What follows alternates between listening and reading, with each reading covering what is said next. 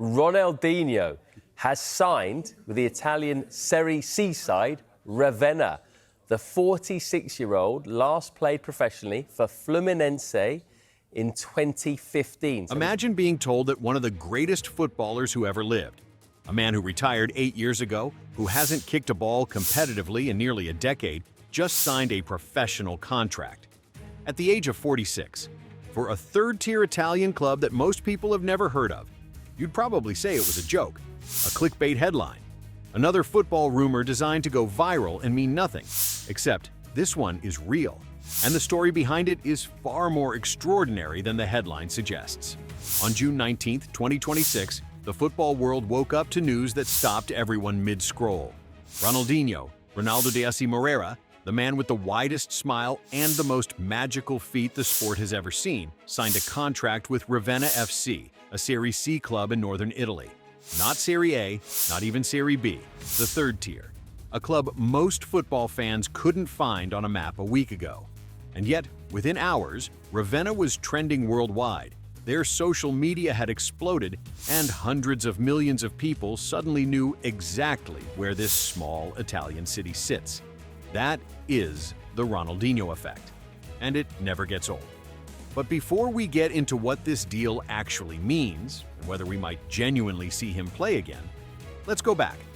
Because to understand why this story matters so much, you have to understand what Ronaldinho was, what he meant to football, what he represented for an entire generation of people who fell in love with this game. There have been great players. There have been world-changing players. And then there was Ronaldinho, a player who operated in a category entirely his own. When he played for Barcelona between 2003 and 2008, he didn't just win trophies. He didn't just score goals. He made people feel something. He made hardened football fans gasp.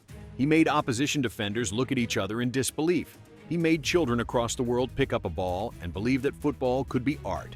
His 2005 Ballon d'Or was one of the most deserved in the awards history.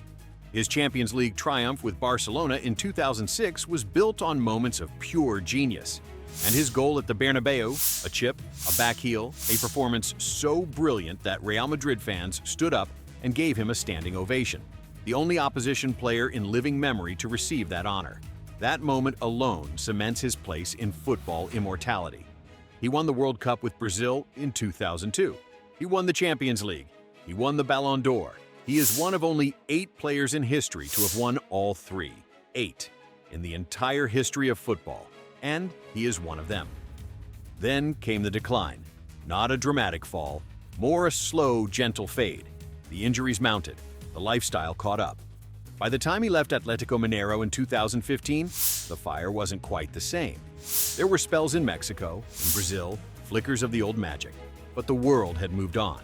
And in 2018, Ronaldinho quietly retired. No fanfare, no tearful press conference. He just stopped playing, and the world said thank you and let him go. Except Ronaldinho never really disappeared.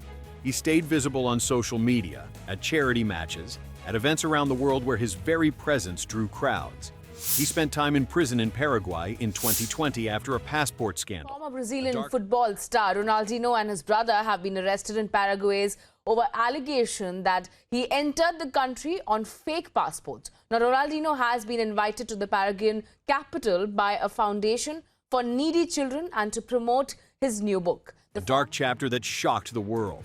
He bounced back. He always does. Because Ronaldinho, more than almost any other footballer, has always seemed genuinely, infectiously happy to be alive. And now this, the Ravenna announcement. So, what is actually going on? Let's be straight with you, because the truth here is layered and genuinely fascinating. This is not a straightforward playing comeback. Ronaldinho has signed as a strategic investor, a shareholder, and the global marketing ambassador for Ravenna FC. He holds equity in the club. His iconic R10 logo will appear on their kit for the 2026-27 season.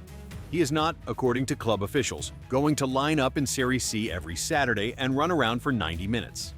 Ariete Breda, Ravenna's honorary vice president, was fairly blunt about it. He said Ronaldinho will do marketing events for the club and acknowledged, with what sounded like genuine sadness, that he wishes Ronaldinho were still able to play at that level. But here is the thing that has the football world buzzing. Nobody has completely ruled it out.